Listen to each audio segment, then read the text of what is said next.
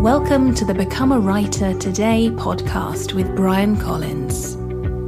Here you'll find practical advice and interviews for all kinds of writers. Over the years, I've used a number of different productivity tools to set goals and to decide on what I'm going to do each day. Hi there, my name is Brian Collins and welcome to the Become a Writer Today podcast. In this podcast episode, I spoke to Adam Jelic of MiGoals. MiGoals actually create a series of journals and daily planners that you can use to decide on what you want to accomplish each day, each week or month or year. The MiGoals products are ideal for creative professionals, for writers, and for anybody who's feeling a little bit overwhelmed or needs to focus on their most important work. MiGoals was set up in 2010, and I started by asking Adam how he came up with the idea of MiGoals with his co-founder and how these products came into being. MiGoals started back in 2010, but I guess the real story began 10 years earlier when I was 16 years old. So growing up, I always wanted to be a professional athlete, professional soccer player to be precise. And at the point, I was looking at ways to get the edge. And I also started to read books about entrepreneurship, about sporting individuals, and there was this commonality where they would talk about goal setting. And there was one particular book called The Hero's Journey by the late Jim Stynes, who was a professional AFL player here in Melbourne. And he wrote this book about the hero's journey, which was all about, getting out of your comfort zone, going out, facing your fears and doing the things that really mattered to you. So that was that first book that sort of resonated with the way I was feeling. So, I had these big dreams of becoming this big soccer player. And then I started setting goals from 16 years old and really taking it seriously. Unfortunately, I didn't make it as a professional athlete. I got to a point here in Melbourne or Australia where I was playing in the youth team for a national league team, but I didn't make that grade to the next level. From that time, I was about 18, 19. And I got to a point where it was a real tough point in my life where I settled. I had people around me, my mum, my parents, that wanted me to go to university, settle for, a corporate job, 9 to 5. And that's what I did. So I went in between jobs, but there was something missing. Still set goals at the time, but I lost that sense of belief because I had that failure. I didn't make it as a professional athlete and I was sort of stuck. So, for the next couple of years, I chopped and changed jobs. I went from being a personal trainer to selling photocopiers, but there was this lingering thought in me that I could do more and had all these ideas. I wanted to do something more. And it sort of kept festering up. And what turned out was, turned to be anger, essentially, where I was getting angry with myself. I was getting frustrated with the fact that, I couldn't do anything about it. I was just struggling, because I didn't have that self-belief. Finally, as I mentioned, 2010, I have this year where literally, I get married, I get a mortgage, which is a home loan here in Australia. So with me and my wife then mortgage, and then we found out we're having our first child as well. And that year I also start MiGoals. And I guess the light bulb moment for MiGoals was probably a year earlier, so back in 2009, where I was in a personal development day and one of the teachers said, take out a scrap piece of paper and write your goals on them. And that moment then I had this light bulb moment. I'd write my goals down always. I've been doing it since I was 16. But there was something different. When you write on a scrap piece of paper, what tended to happen with me was you lose that scrap piece of paper or, it just doesn't mean anything. So in that moment, I said to myself, I'm going to actually create my own goal-setting diary, something that was aesthetically appealing and that was well-structured so I could, go through it and have it with me on a day-to-day process. That's why I decided to create the diary, essentially. So I'm looking at the diary here and it is very well crafted, and it has place where you can explain what you're grateful for, what your goals are and your habits and so on. So one thing I'm curious about is why a paper-based goal-setting journal or diary rather than, let's say, creating a digital tool or a productivity tool or something digital? To be honest, at the time, it's the fact that I was always anti-tech. I go back to a story when I was in high school and I was doing graphic design. And the whole class decided to do their folio and present it using, online programs or like Illustrator or design files. And I was the only one in the class that, handed in my folio all hand drawn. It was just growing up that technology just didn't go with me. It was just, I pen and paper always. I had multiple notebooks. And just putting pen to paper, it allowed me to focus more. Because one of the issues, I guess, with myself was the fact that I had all these ideas. That's why I had to create this goals book for myself because I needed that focus and clarity in my life. There's people that, you see something new and it's like, oh, that'd be great. Why don't I do that? Oh, that's a great idea. Why don't I start that? And in the process, I wasn't doing much at all. So I really needed something that would keep me, keep those goals in my mind and actually allow me to focus on them. And do you think writing something down enables you or maybe your customers to focus more on what's important? 100%, especially in this day and age. And I hear the facts that, 50,000 thoughts per day, scientists are saying that we have on average. It's ridiculous. And the fact is, we've got so many things happening. We're so distracted. We're so inundated with information that by actually writing it down, you can actually go back to focusing. It's that clarity, that process of, okay, this is what I want to do. This is why I want to do it. And this is how I'm going to do it. And it's just, getting into the habit of actually, executing those action points that you have to. So I definitely think, the effect of writing something down where you can actually see it and remind yourself of what is it that you need to be doing is so important. Yeah, and that's the other kind of takeaway I've gotten from looking at your journals. There's actually a section for documenting your habits. So I'm just wondering if you can maybe elaborate on the importance of, smart daily habits as opposed to goals, which you might work on over the medium or longer term. I've got this saying that I say to myself, it's long-term vision, short-term focus. And what that means in my head is it's really important to have that long-term vision, have that clarity, have that enticing vision that you're sort of aiming towards, but then go back into that short-term focus and really, day-to-day, take it day, get into good rituals, good habits where you are, taking action that takes you closer to that long-term vision. So that's something I always remind myself of. I sometimes hear people saying, don't think too far ahead or, be in the moment. And it's sort of finding that balancing act between the two, because if you don't have that enticing vision, you've got nothing really that you're aiming towards. But I've been disciplined enough to go, okay, that's that vision that we're after in my personal and professional life. What do I need to do today? What are the habits that I have to, build up? That's going to actually help me execute that plan, I guess. So Adam, let's say I'm a non-fiction writer and I said to myself, I want to write a non-fiction book, within the next 6 months. How would I go about using the MiGoals journal to do that? Well, first and foremost, you'd write the goal down. You get clear on the goal that you want. So, and really understand why is it that you want to do something. Because what tends to happen is we're driven by the why and that feeling that we're after, this sense of accomplishment, that feeling of progress, or whatever it may be, or security or balance, whatever that feeling is, that's what's essentially driving us, not the end goal, but that feeling that reaching that end goal gives us. So I would start by writing the goal down and just making it an enticing goal as well. What I've found that works with me is the more I'm passionate about something and the easier it is for me to sort of, execute those goals. Obviously, there's got to be goals that you're not as passionate about. And, I use the 80-20 rule where 80% of the goals I write, I'm actually quite passionate about. And they're the things I want to do. And there's 20% of those goals that, they're part of life, keeping healthy financially, being financially savvy as well. But I'll write the goal out first and then work backwards and, develop a clear action plan on what is it I need to do. And then use the diary on a week-to-week basis or a day-to-day basis and constantly, question what is it that I need to do to take me close to that end goal that I set. Develop those habits. And also you'll see with one of the planners that we created, the Goal Digger plan, that one of the things that we added was this monthly reflection part. And the idea behind that was to get into the habit of actually reflecting on the month, reflecting and acknowledging the wins, the losses, the lessons learned, and then replanning for the month ahead. And the way we approach it is as if a coach was there. If you see a coach once a month, they'll be asking, so Brian, tell me how you went this month. What were some of your wins? What were some of your losses? What can we improve on? And sort of getting to that habit of being self-aware. And by being self-aware, actually, creating better decisions and better action plans. Yeah, I agree, Adam. I've definitely found having a weekly review or a monthly review really does help if you feel like you're not making progress, or if you're working on something long term like writing a book. 100%. One other thing I'm interested in is when I've set goals before, I've got a bit greedy and set a lot of goals. So have you come to an understanding of how many goals it makes sense to be working towards at any one point? The way I do it, I split it up into certain sections of my life, health and fitness, business, relationships, family. So these little segments. And, that's about 4 or 5 for me personally. And obviously, it goes back to, we're inundated with information. We don't want to overwhelm ourselves. So, anywhere from 3 to 5, I think is a good number.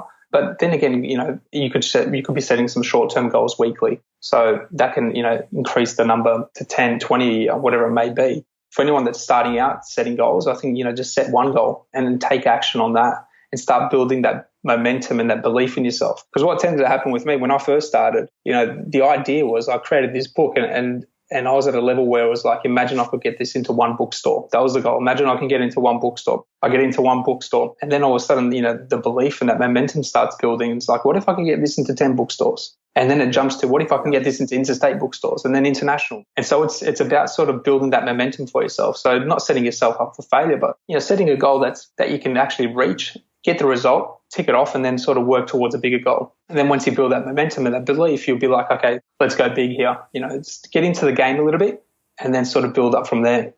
And to get into the specifics of planning individual days, what mistakes do you see people sometimes making when they're working on what they're going to do on a particular day? I think we put too much on the list. I think we overwhelm ourselves. We get excited and we get this list out and we just write as much. We just do a huge brain dump. But what tends to happen is we end up just sort of doing tasks that control the situation or control the environment. We get busy for the sake of being busy. So one of the things I recommend people to do is to sort of break your list down. Have 3 to 4 things on the list, key things, and really work towards those things that actually build that progress as opposed to just being busy for the sake of being busy. And I've broken it down into 3 little sections. And, you could say the first set of tasks that the majority of people set are control-based tasks. So these are the tasks that they tidy up their desk, they respond to emails, they, do all the admin work, and they feel like they're being productive and busy. But what tends to happen is they get just used to just, controlling their situation around them. And then, the second set of tasks are sort of the progress-based tasks. These are when you go to the gym, you're making progress on your health. These are the ones when you're progressing on certain projects.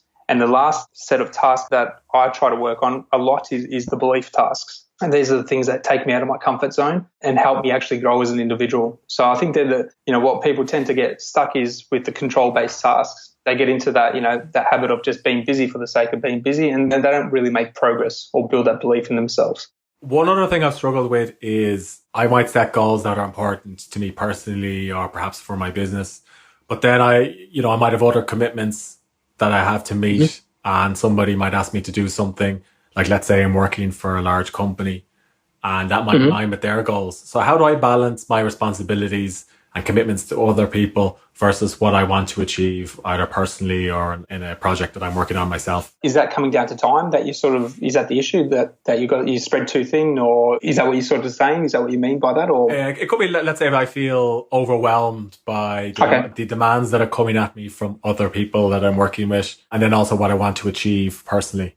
I think then it just comes down to being disciplined enough to sort of say, okay, I can't commit to that, and working out what's more important. When I started MiGoals, it started from a passion project and it turned into a side hustle. And one of the things that I made a conscious decision to do was I decided at that point when it became a side hustle that I can't have a career and I can't build this business. It was just too much. It was too overwhelming to go to work and work on someone else's dream and vision and come home at 7 and try to work on this, for 2 hours, 3 hours or 4 hours at night. It was just burning me out. So I decided in that moment to sort of say, okay, I'm going to find a job that can pay the bills, but that gives me the flexibility and the time so I can actually work on my goals throughout the day and, be a lot more flexible. So, I decided I'm not going to have a career, but I'm going to actually pursue my goals. So it's just about sort of being conscious and making a better decision based on, what's more important. If you want to grow your business, then that's where it should be at. You might have to decline some clients. It's just time management. Otherwise, you will overwhelm yourself. You will get to a point where it's just like, this is too much.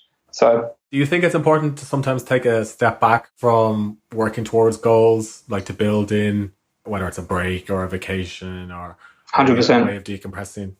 So how would you go about doing that in using the MiGoals journal? Because I noticed there's a section for each day of the year in one of your journals. So I'm just wondering how would you approach that? Look, and it's funny because you asked the question, but I haven't taken a proper break for the last 18 months. I'm actually trying to work it out myself in terms of finding that break in between. Yeah. But I think it's super important. I'm planning a little bit of a getaway, 2 weeks just to refresh and recharge. Yeah. I guess it's just setting a goal, for personal well-being, because you can sometimes burn yourself out with anything. As the question before as well, you sort of take too much. You're excited by the prospects and you're excited at growing and, all these opportunities. But sometimes you've got to step back and realize that your health and your well-being and also your mental state is the most important thing. Because if you keep going, and I've realized this year, if you just keep going, you're not performing at your best. You're not performing at your peak. And it sort of ends up being this Groundhog Day. So I think it's super important to find those breaks, even if it's a 2-week break. Get away from technology. I mean, the first thing that I do is when I get home from work, I make it a conscious decision. I've got 2 young daughters.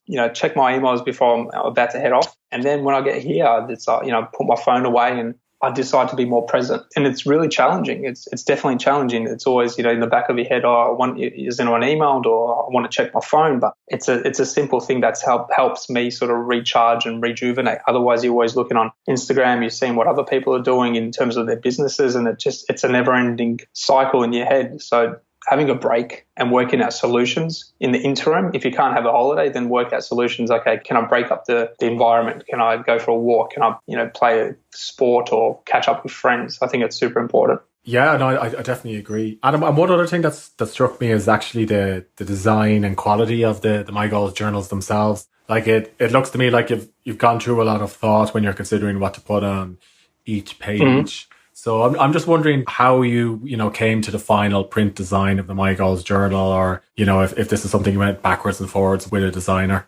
I'm fortunate. My business partner is the creative director and designer, so we sort of work hand in hand. Yeah. And all the products that we create, we've created. Like the first product was this is the format that I need for myself. I created the perfect product for myself to actually help me, and the format hasn't changed. So the format that you see in terms of the goals diary, your goals at the front, the way it's structured, that hasn't really changed from, years ago when I first started. But then in terms of what was really important with the brand was not only to create these tools and products, but to create a brand around it. And we always look at the companies like Nike, Apple, who have created these brands, but they've got aesthetically pleasing products that you actually want to put on, that you want to use. And that's the ultimate goal and vision for MiGoals. If we can continue to create these products that look good and feel good, and people actually are proud to carry around with them, that's huge. It's not just about the tool, but we understand people resonate when they've got something they're proud to wear or proud to use. They're going to be more inclined to use it, as opposed to being, it's got good information, but I don't like the design of it. It's not really my cup of tea. So combining design and structure is super important in terms of how we grow and what we do as MiGoals. And what's working for you right now in terms of selling more actual copies of the MiGoals journals? And the reason I ask is I work with some non-fiction authors who may have print books that they're trying to sell more copies of. And while that might be slightly different to a journal, I'm just wondering, is there anything they can learn from your experiences?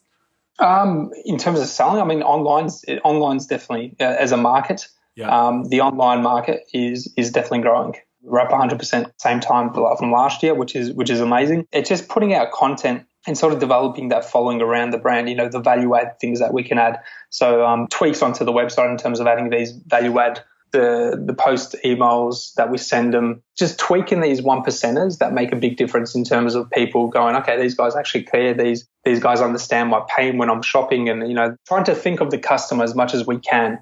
And then also thinking, of what can we do that's remarkable. Obviously, most people would have read Seth Godin's The Purple Cow. It's become so noisy out there, and it's really hard to stand out. So you always got to be. You can't get complacent and go, "Oh, the product's good enough." What can we do that's different? What can we do that's got to get people's attention? So always thinking at the back of our heads: is it a specific collab? We've got some collaborations coming up in the next few weeks with some of the leading companies here in Australia, which is fantastic. But it's always thinking, okay, what can we do, and how can we add value to our customers? And if we can sort of answer those questions for ourselves, then that's a good thing. So putting customer first, and also thinking of how can we sort of make remarkable things. And do you rely on print on demand, or do you keep inventory? No, you keep it inventory. It's definitely a challenge with dated products. Businesses essentially right now, majority of the sales come through the dated products, which is our diaries and planners. So that's a little bit of a tricky one. You have to settle with a number quite early on in the year and say, okay, we're going to print so much diaries. And sometimes you can get it wrong. You can sort of forecast and you can have your expectations, but sometimes you might be off slightly. You might be off in a negative way, or you might be off in a positive way. So, it's a little bit tricky. I mean, it'll be great to have it print on demand, but we're not at that stage yet. So if we had the factory locally here and we could produce it locally and manage that whole process, that would be different. Okay. Adam, where can people find you or buy a MiGoals journal if they're interested? So the website, so MiGoals, so MiGoals.com. Otherwise, we're expanding internationally. We've got a European distributor now, so you will see our products popping up throughout the UK and Europe.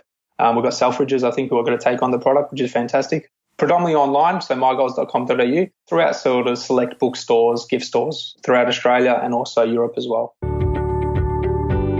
I hope you enjoyed this podcast episode. If you did, please leave a rating on the iTunes store. And if you want to accomplish more with your writing, please visit becomeawritertoday.com/join and I'll send you a free email course. Thanks for listening.